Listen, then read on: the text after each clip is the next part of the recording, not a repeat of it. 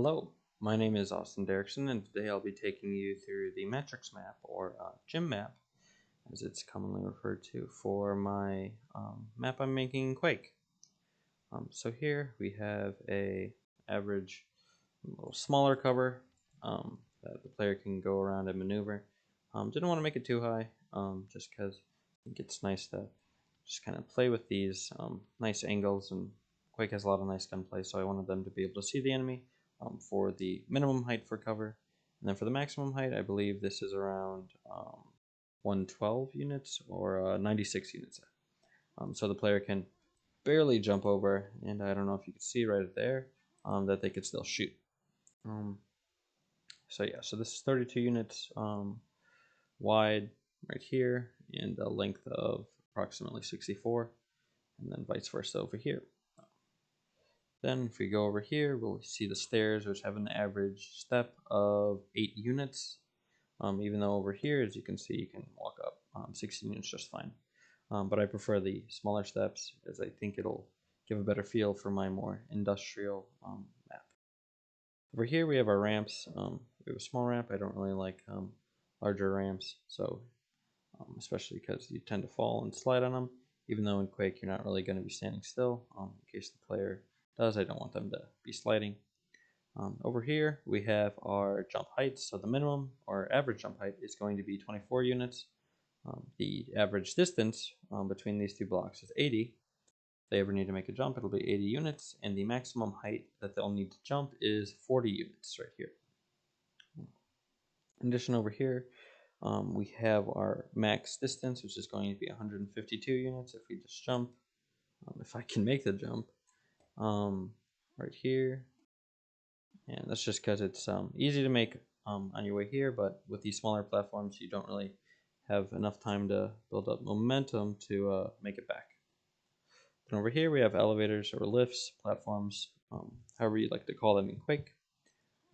The smaller ones go up 100 units, and the larger ones go up 200 units. Over here we have a large room.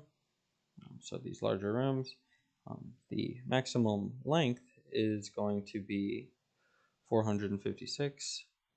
The maximum width and height are going to be 896. Over here we have our minimum room for like secret rooms or smaller, just close quarters rooms. The height is going to be 128. The width right here is going to be 208, and the length is going to be about 272. I could even bring down the length and the height if I wanted to make a more personal secret room. Over here we have our hallways. The longest hallway will be approximately 512 units long, 144 units wide, and lastly 142 units tall. Over here we have an average hallway that is going to be 80 by 80, so 80 width and 80 length, followed by an average length of 256 units. And right here we have a small hall, which is just used for either close quarters or maybe a secret area. The dimensions for this are 72 units tall, 48 units wide, and 96 units long. Then right here we have our caves. So it's going to be a cave implementation in my map. So a little cave system. So the width right here is 112, 144, and 176. The height also of the arch decreases by 8 units every time. I believe that's it for the metrics of my map, besides the arch height. Yeah, so this is like these larger areas for the map. I hope to have include almost like a mountain-esque outside area. So larger areas are going to be good, as well as some secret little hidden shrines and such that I'll be able to implement these smaller rooms and halls. So thank you for watching, and I hope you enjoyed the video or at least gained something from it. Thank you.